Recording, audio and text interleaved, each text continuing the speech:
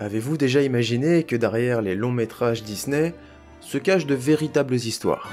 Des récits inspirants et méconnus qui ont donné vie à nos personnages préférés. Aujourd'hui, nous allons explorer les vraies histoires qui se cachent derrière certains de vos longs métrages favoris. Des inspirations bien connues aux secrets bien gardés.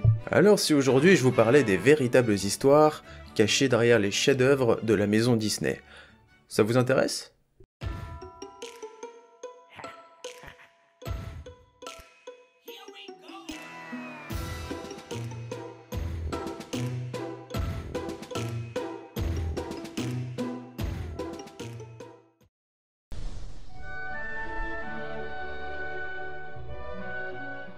Le film Pocahontas de Disney s'inspire de la vie de Pocahontas, une jeune amérindienne, membre de la tribu Powhatan. L'histoire suit le personnage de Pocahontas alors qu'elle rencontre et tombe amoureuse d'un explorateur anglais nommé John Smith, qui fait partie de l'expédition de la colonisation en Virginie. Le film aborde des thèmes tels que la tolérance, la compréhension interculturelle et la préservation de l'environnement. Sauf que la Pocahontas, elle a vraiment existé. Et elle n'était pas amie avec des loutres. Née en 1595 dans l'actuelle Virginie, Matoaka, de son vrai nom, est la fille de Waunsunakok, ou Waunsunaka, chef du clan Powhatan, un clan important, assemblé de plusieurs tribus. Elle est surnommée Pocahontas, ce qui signifie espiègle. C'est en 1607 que les choses vont vraiment changer pour Matoaka, car la tribu aperçoit au large les voiles de plusieurs navires anglais.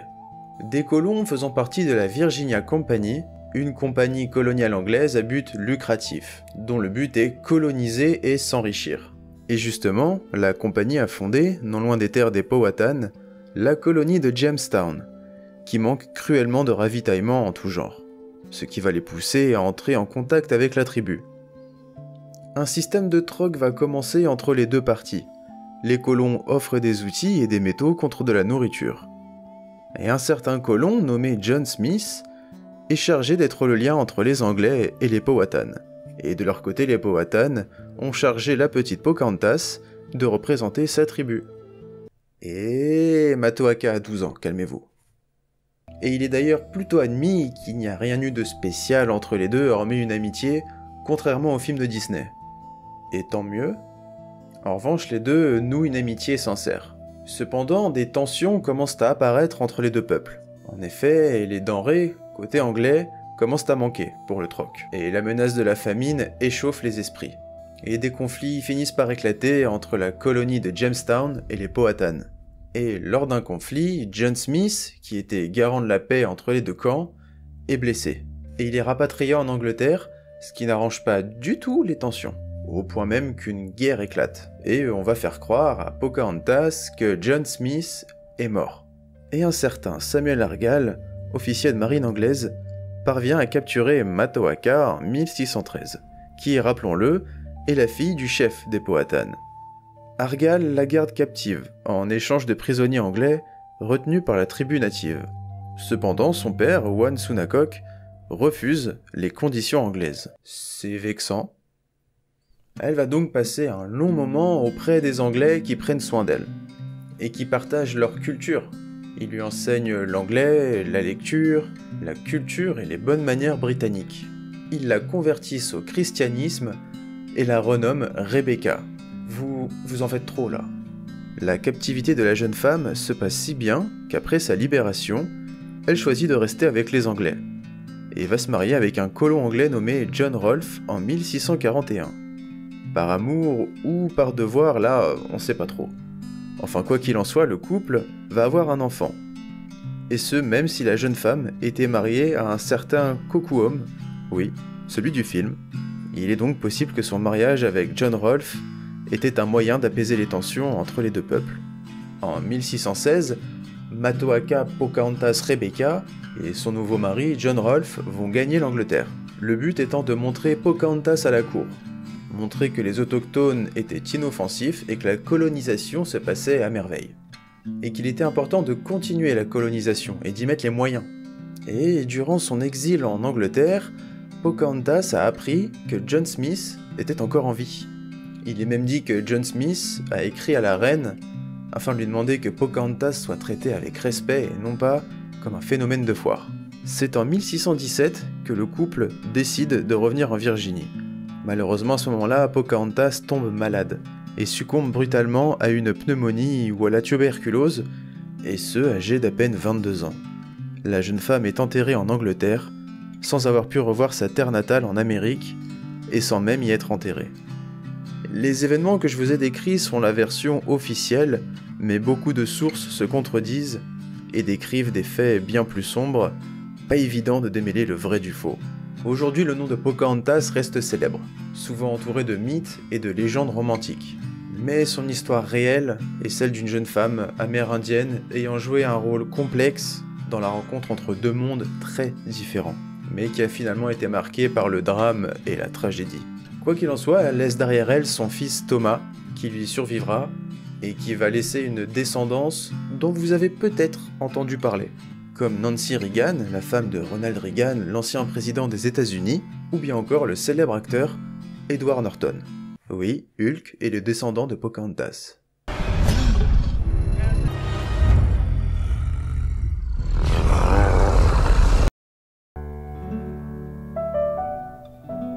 Et oui, aussi étonnant que cela puisse paraître, des vraies personnes ont inspiré certains personnages de Ratatouille. Dans les rues de Paris, Rémi, un rat passionné de cuisine, s'associe avec Linguini, un commis maladroit, pour réaliser leur rêve de devenir des grands chefs cuisiniers exceptionnels au célèbre restaurant Gusto. Leur alliance unique défie les conventions et montre que le talent peut se cacher dans les endroits les plus inattendus. Ratatouille est une aventure culinaire émouvante, célébrant l'amitié improbable et la poursuite des rêves. Mon film Disney préféré, voilà, c'est lancé. Vous vous en doutez, c'est pas Rémi, le héros rat du film, qui est inspiré par un véritable gars. Ce n'est pas non plus Linguini, son complice dans le film, mais le père de celui-ci, Auguste Gusto. Auguste Gusto est un chef français renommé et extrêmement talentueux, ayant fondé le restaurant Gusto, et écrit un livre à succès intitulé « Tout le monde peut cuisiner ». Son credo est que n'importe qui peut devenir un grand cuisinier s'il a la passion et l'ambition. Ce qui a grandement inspiré Rémi. Gusto est le plus grand chef cuisinier de son temps. Cependant, après une critique négative du célèbre critique culinaire Anton Ego, le restaurant perd une étoile et Gusto perd la vie peu de temps après. Il n'est pas expliqué clairement de quoi est mort Gusto, mais il est assez probable que c'est lui-même qui a mis fin à ses jours. Et cette histoire, elle est librement inspirée d'un véritable chef cuisinier français, Bernard Loiseau.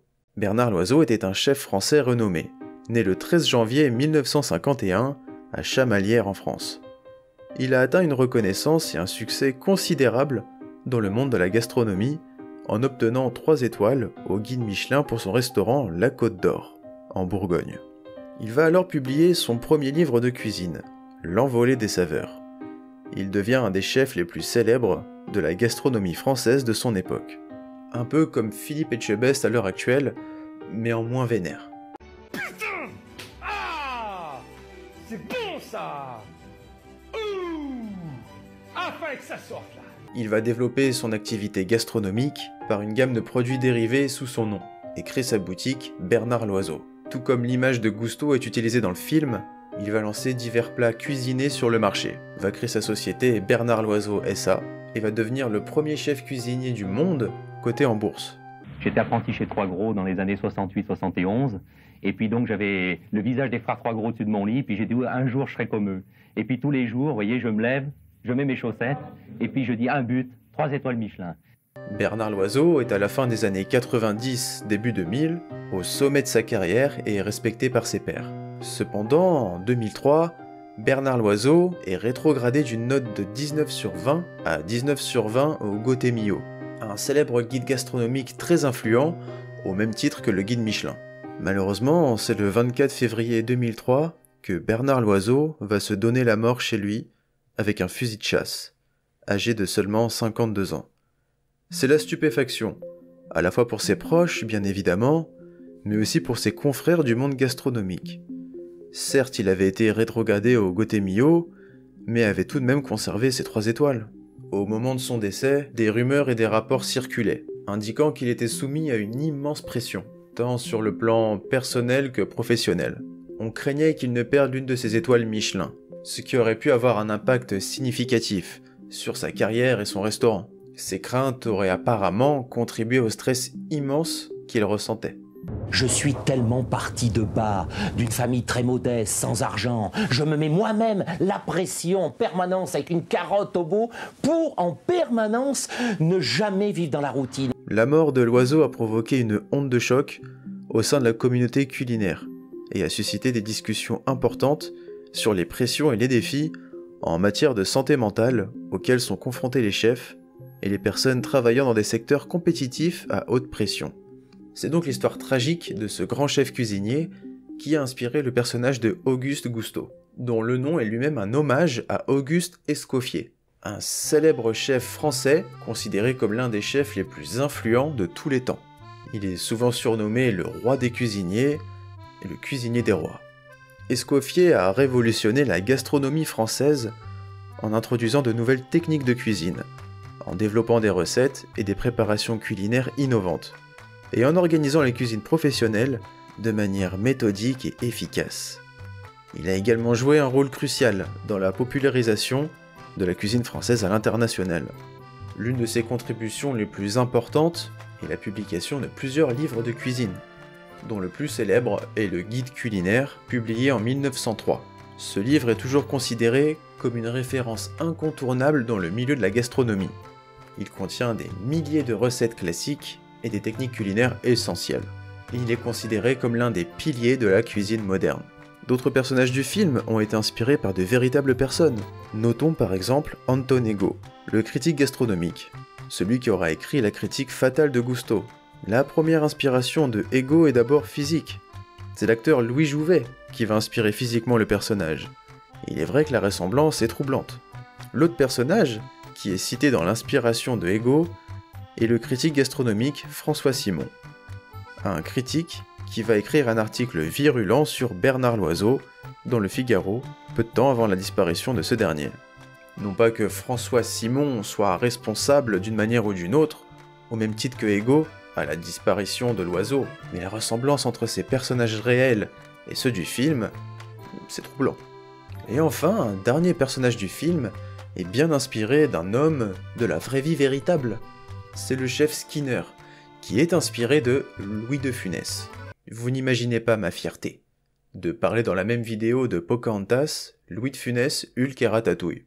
En effet, le personnage petit, nerveux et mauvais est inspiré des rôles que maîtrisait à merveille Louis de Funès, un personnage comique et excentrique. Souvent caractérisé par une grande nervosité et des réactions exagérées, et un langage gestuel très expressif. Il était célèbre pour jouer des personnages agités et autoritaires. Et d'ailleurs, comment ne pas faire référence à son personnage du Grand Restaurant. Salz und Muskatnuss. Muskatnuss, Herr Müller. Ratatouille est donc un film touchant et poétique, et sans conteste, l'un de mes films Disney préférés.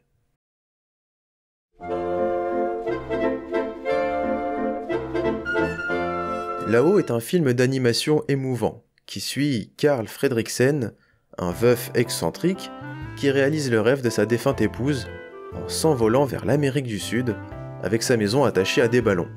Accompagné du jeune Russell, ils vivent une aventure magique et touchante, faite d'amitié, de découvertes et de défis. Une histoire inspirante sur la poursuite des rêves, qu'importe l'âge. Le film est sorti en 2009 et, comme vous vous en doutez, elle est inspirée d'une véritable histoire. Edith Macefield naît en 1921 en Oregon. Durant la Seconde Guerre mondiale, elle rejoint l'Europe, l'Angleterre, plus précisément, afin de participer à l'effort de guerre où notamment elle s'occupe d'orphelins. Puis va regagner les États-Unis, où elle va s'installer dans le coin nord-ouest de Seattle et acheter une petite maison dans les années 50, où elle vivra des années paisibles. Seulement dans les années 2000, la ville de Seattle subit de nombreux changements immobiliers. Les promoteurs cherchaient à acquérir des propriétés pour construire de nouveaux bâtiments et ainsi y transformer le paysage urbain. Edith Macefield possédait une petite maison bleue dans le quartier Ballard de Seattle depuis des décennies. Sa maison était située sur un terrain convoité par les promoteurs pour y ériger un immense centre commercial. Ces promoteurs vont donc proposer de nombreuses sommes d'argent à Edith pour acheter son terrain, les offres allant tout de même jusqu'à 750 000 $, et sont même montés jusqu'à 1 million après tous les refus successifs de la dame. Mais sa décision est prise et celle des promoteurs également. Ils vont donc construire le centre commercial autour de sa maison. Edith a résisté à toutes les tentatives de rachat. Elle a déclaré qu'elle avait vécu dans le quartier toute sa vie et qu'elle ne souhaitait pas déménager. Elle est devenue le symbole de la résistance au projet de développement qui menaçait de détruire le charme du quartier où elle avait vécu pendant tant d'années. Lorsque les promoteurs ont commencé à construire autour de sa maison, Edith a refusé de partir, malgré tout ce qu'impliquait un tel chantier en termes de nuisances sonores et autres désagréments. Elle ne bronchait pas, affirmant qu'elle avait fait la Seconde Guerre mondiale, le bruit ne lui faisait pas peur.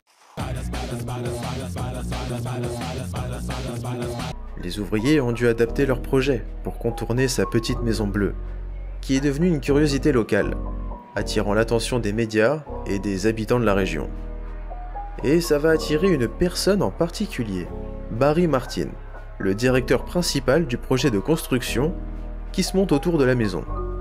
Et Barry et Edith finissent par très bien s'entendre, à tel point que quand la santé de Edith commence à décliner, Barry vient chez elle, parfois des nuits entières, pour lui tenir compagnie, lui faire à manger, lui faire ses courses. Une belle amitié liait les deux personnes qui, a priori, avaient tout pour être en conflit. Cette histoire va prendre fin en 2008, quand Edith Macefield finit par s'éteindre à l'âge de 86 ans. La maison a été mise en vente et a été acquise par un promoteur immobilier, qui a décidé de préserver la maison et donc son histoire. La maison est devenue un symbole de résistance et de ténacité, attirant de nombreuses personnes souhaitant en savoir plus sur la femme qui avait refusé de céder aux pressions du développement urbain. Ainsi, l'histoire d'Edith Macefield a laissé une empreinte durable dans l'histoire de Seattle et a inspiré des gens du monde entier par sa détermination à préserver son chez-soi, même face à des circonstances difficiles. Sa petite maison bleue est devenue un rappel poignant de la valeur de la persévérance et du lien profond que certains peuvent créer avec leur domicile. Voilà plusieurs mois que la chaîne a passé le palier symbolique des 1000 abonnés. Je tenais à vous remercier car c'est grâce à vous, grâce aux fidèles qui me suivaient parfois depuis le début, que la chaîne progresse. Alors je vous sors encore le blabla habituel, mais ce qui est de la chaîne, c'est de regarder les vidéos, de les commenter, de liker, mettre la petite cloche et de la partager. N'hésitez pas à me faire tous vos retours en commentaire, me dire ce que vous aimeriez voir sur la chaîne par exemple. Et moi sur ce les amis, je vous dis à très bientôt.